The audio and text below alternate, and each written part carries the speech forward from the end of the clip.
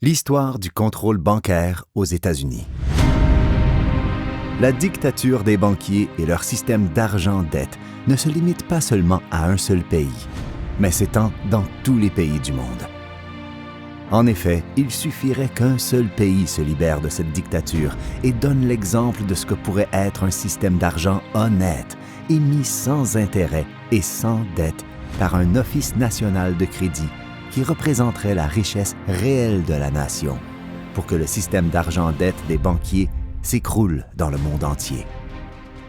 Cette lutte des financiers internationaux pour installer leur système frauduleux d'argent-dette a été particulièrement virulente aux États-Unis d'Amérique depuis le tout début de leur existence, où les faits montrent que plusieurs hommes d'État américains étaient bien au courant du système d'argent malhonnête que les financiers voulaient imposer et de tous les malheurs qu'un tel système entraînerait pour l'Amérique.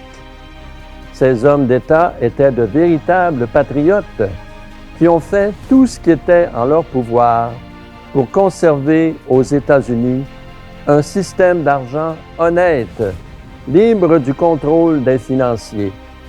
Les financiers font tout pour tenir cachée cette facette de l'histoire des États-Unis, de peur que l'exemple de ces patriotes ne soit suivi encore aujourd'hui.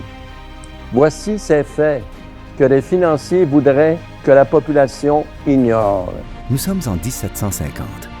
Les États-Unis d'Amérique n'existent pas encore. Ce sont les 13 colonies sur le continent américain qui forment la Nouvelle-Angleterre, possession de la mère patrie, l'Angleterre.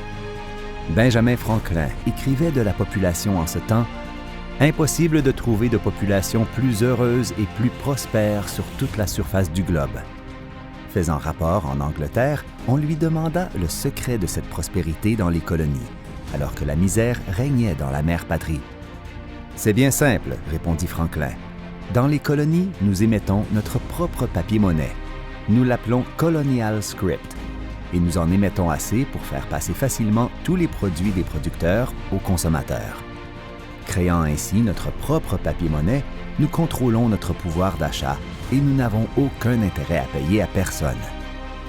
Les banquiers anglais, mis au courant, firent adopter par le Parlement anglais une loi défendant aux colonies de se servir de leur monnaie script et leur ordonnant de se servir uniquement de la monnaie dette d'or et d'argent des banquiers qui était fournie en quantité insuffisante. La circulation monétaire dans les colonies se trouva ainsi diminuée de moitié. En un an, dit Franklin, les conditions changèrent tellement que l'ère de prospérité se termina et une dépression s'installa, à tel point que les rues des colonies étaient remplies de chômeurs. Alors advint la guerre contre l'Angleterre et la déclaration d'indépendance des États-Unis en 1776. Les manuels d'histoire enseignent faussement que la Révolution américaine était due à la taxe sur le thé. Mais Franklin déclara « Les colonies auraient volontiers supporté l'insignifiante taxe sur le thé et autres articles sans la pauvreté causée par la mauvaise influence des banquiers anglais sur le Parlement. Ce qui a créé dans les colonies la haine de l'Angleterre et causé la guerre de la Révolution. » Les pères fondateurs des États-Unis, ayant tous ces faits en mémoire, et pour se protéger de l'exploitation des banquiers internationaux, prirent bien soin de stipuler clairement dans la Constitution américaine, signée à Philadelphie en 1787, dans l'article 1, section 8, paragraphe 5. C'est au Congrès qu'appartiendra le droit de frapper l'argent et d'en régler la valeur. Mais les banquiers ne lâchèrent pas le morceau. Leur représentant, Alexander Hamilton, fut nommé secrétaire du Trésor, l'équivalent de notre ministre des Finances, dans le cabinet de George Washington, et se fit l'avocat d'une banque nationale privée et de la création d'un argent-dette avec de faux arguments tels que « Une dette nationale, pourvu qu'elle ne soit pas excessive, est une bénédiction nationale. Le gouvernement se montrera sage en renonçant à l'usage d'un expédient aussi séduisant et dangereux, soit d'émettre son propre papier-monnaie. » Hamilton leur fit aussi accroire que seul l'argent-dette des banques privées était valable pour les transactions avec les pays étrangers. Thomas Jefferson, le secrétaire d'État, était fortement opposé à ce projet mais le président Washington se laissa finalement convaincre par les arguments de Hamilton. Une banque nationale fut donc créée en 1791, la Bank of the United States, avec une charte d'une durée de 20 ans. Quoique nommée Banque des États-Unis, elle était plus véritablement la Banque des banquiers, puisqu'elle n'appartenait pas du tout à la nation, au gouvernement américain, mais aux individus détenteurs des actions de la banque, les banquiers privés. Le nom de Banque des États-Unis fut délibérément choisi dans le but de laisser croire à la population américaine qu'elle était propriétaire de la banque, ce qui n'était pas du tout le cas. La charte expira en 1818 et le Congrès vota son renouvellement grâce à l'influence de Jefferson et d'Andrew Jackson. Si le Congrès, dit Jackson, a le droit d'après la Constitution d'émettre du papier-monnaie, ce droit leur a été donné pour être utilisé par eux seuls, non pas pour être délégué à des individus ou des compagnies privées. Ainsi se terminait l'histoire de la première banque des États-Unis, mais les banquiers n'avaient pas dit leur dernier mot. Nathan Rothschild, de la Banque d'Angleterre, lança un ultimatum. Ou bien le renouvellement de la charte est accordé, ou bien les États-Unis sont impliqués dans une guerre très désastreuse. Jackson et les patriotes américains ne se doutaient pas que le pouvoir des banquiers pouvait s'étendre jusque-là. « Vous êtes un repère de voleurs, de vipères, » leur dit le président Jackson. « J'ai l'intention de vous déloger, et par le Dieu éternel, je le ferai. » Nathan Rothschild émit des ordres. « Donnez une leçon à ces impudents Américains. Ramenez-les au statut de colonie. » Le gouvernement anglais déclencha la guerre de 1812 contre les États-Unis. Le plan de Rothschild était d'appauvrir les Américains par la guerre à un tel point qu'ils seraient obligés de demander de l'aide financière, qui bien sûr ne serait accordée qu'en retour du renouvellement de la charte de la Bank of the United States. Il y eut des milliers de morts, mais qu'importe à Rothschild, il avait atteint son but. La charte fut renouvelée en 1816. Abraham Lincoln fut élu président des États-Unis d'Amérique en 1860 avec la promesse d'abolir l'esclavage des Noirs. 11 États du Sud favorables à l'esclavage des Noirs décidèrent donc de quitter l'Union, de se séparer des États-Unis. Ce fut le début de la guerre de sécession ou guerre civile américaine de 1861 à 1865. Lincoln, étant à court d'argent pour financer les armées du Nord, partit voir les banquiers de New York qui lui offrirent de l'argent à des taux allant de 24 à 36 % d'intérêt. Lincoln refusa, sachant parfaitement que c'était de l'usure et que cela mènerait les États-Unis à la ruine. Mais son problème d'argent n'était pas réglé pour autant. Son ami de Chicago, le colonel Dick Taylor, vint à la rescousse et lui suggéra la solution. Que le Congrès passe une loi autorisant l'émission de billets du Trésor ayant plein cours légal. Payez vos soldats avec ces billets, allez de l'avant et gagnez votre guerre. C'est ce que Lincoln fit, et il gagna la guerre.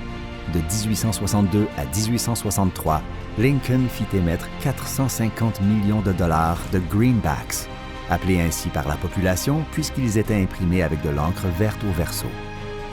Lincoln déclara « Le gouvernement, possédant le pouvoir de créer et d'émettre la monnaie et le crédit en tant qu'argent, et bénéficiant du droit de retirer l'argent et le crédit de la circulation par les taxes ou autres moyens, n'a pas besoin et ne devrait jamais emprunter de l'argent à intérêt comme moyen de financer les travaux gouvernementaux et les entreprises publiques. Le privilège de créer et émettre l'argent est non seulement la prérogative suprême du gouvernement, mais aussi sa plus grande opportunité créative. » Lincoln appela ces greenbacks la plus grande bénédiction que le peuple américain ait jamais eue. Bénédiction pour tous, sauf pour les banquiers, puisque cela mettait fin à leur racket de vol du crédit de la nation et de la création d'argent avec intérêt. Ils mirent donc tout en œuvre pour saboter l'œuvre de Lincoln. Lord Goschen, porte-parole des financiers, écrivit dans le London Times. Si cette malveillante politique financière provenant de la République nord-américaine devait s'installer pour de bon, alors ce gouvernement fournira sa propre monnaie sans frais. Il s'acquittera de ses dettes et sera sans aucune dette. Il aura tout l'argent nécessaire pour mener son commerce. Il deviendra prospère à un niveau sans précédent dans toute l'histoire de la civilisation. Ce gouvernement doit être détruit ou il détruira toute monarchie sur ce globe, la monarchie des contrôleurs du crédit. Tout d'abord, dans le but de discréditer les greenbacks, les banquiers persuadèrent le Congrès de voter, en février 1862, la clause d'exception qui stipulait que les greenbacks ne pouvaient être utilisés pour payer l'intérêt sur la dette nationale.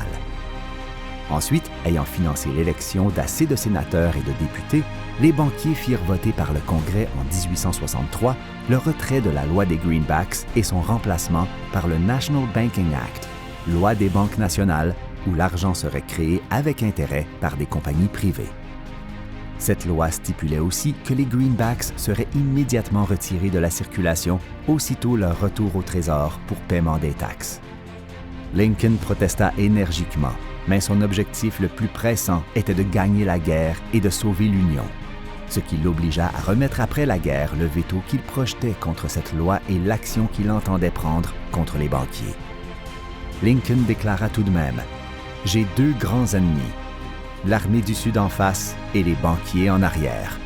Et des deux, ce sont les banquiers qui sont mes pires ennemis. » Lincoln fut réélu président en 1864 et fit clairement savoir qu'il s'attaquerait au pouvoir des banquiers une fois la guerre terminée.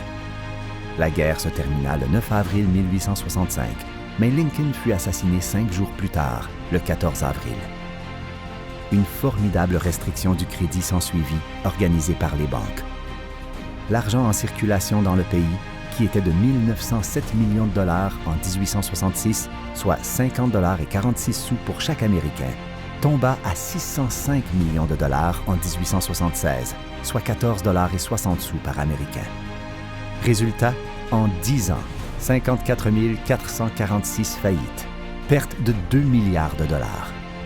Cela ne suffisant pas, on alla jusqu'à réduire la circulation d'argent à 6,67 $ par tête en 1867. L'exemple de Lincoln demeurait néanmoins dans plusieurs esprits, même jusqu'en 1896. Cette année-là, le candidat démocrate à la présidence était William Jennings Bryan. Et encore une fois, les livres d'histoire nous disent que ce fut une bonne chose qu'il ne fut pas élu président, car il était contre la monnaie, soi-disant saine, des banquiers, l'argent créé sous forme de dette, et contre l'étalon or. Nous disons dans notre programme, déclare M. Jennings Bryan, que nous croyons que le droit de frapper et d'émettre la monnaie est une fonction du gouvernement. Nous le croyons.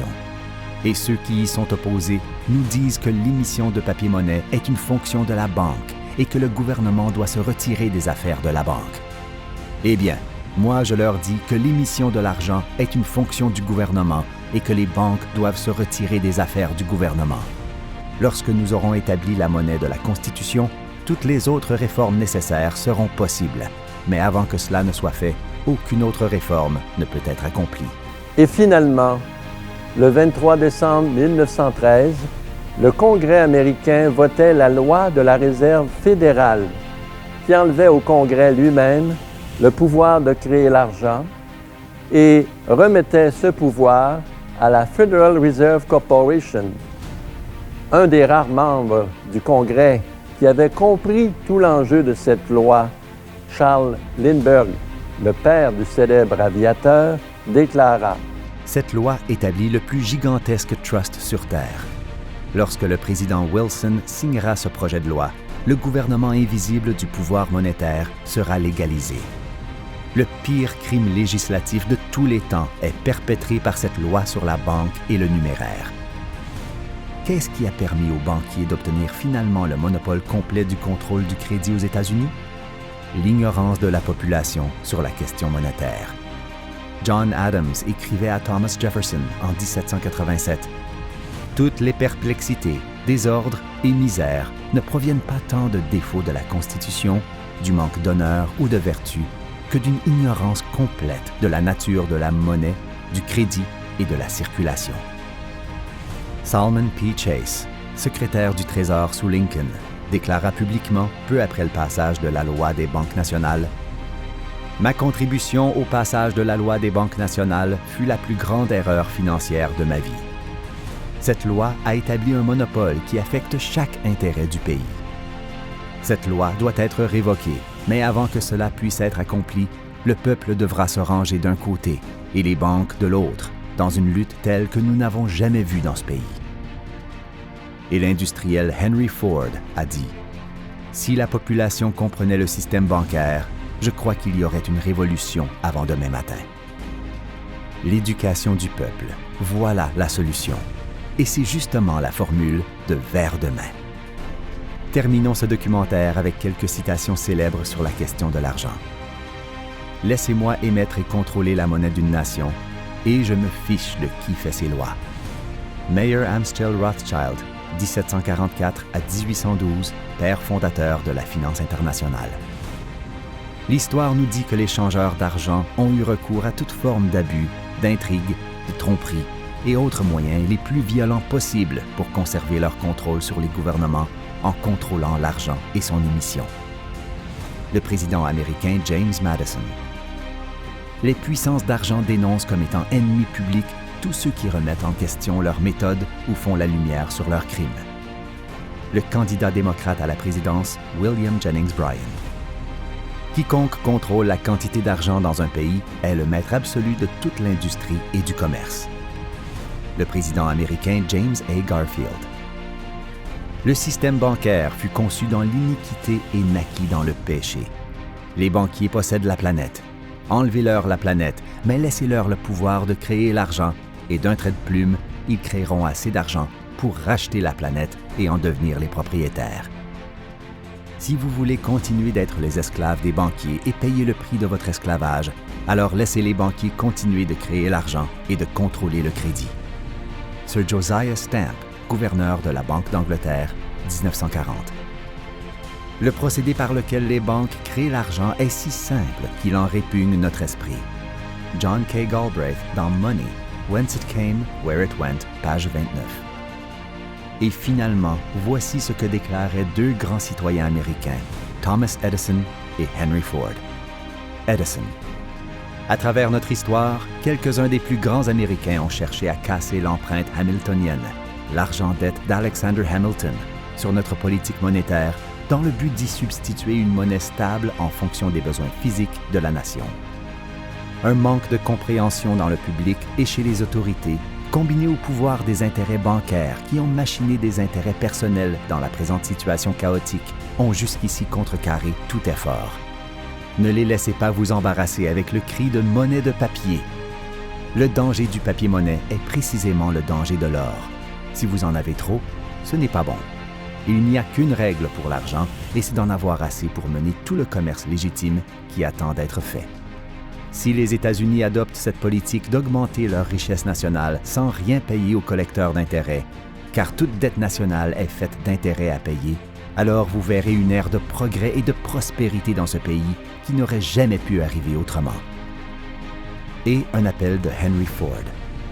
La jeunesse qui pourrait résoudre la question monétaire fera plus pour le monde que toutes les armées de l'histoire.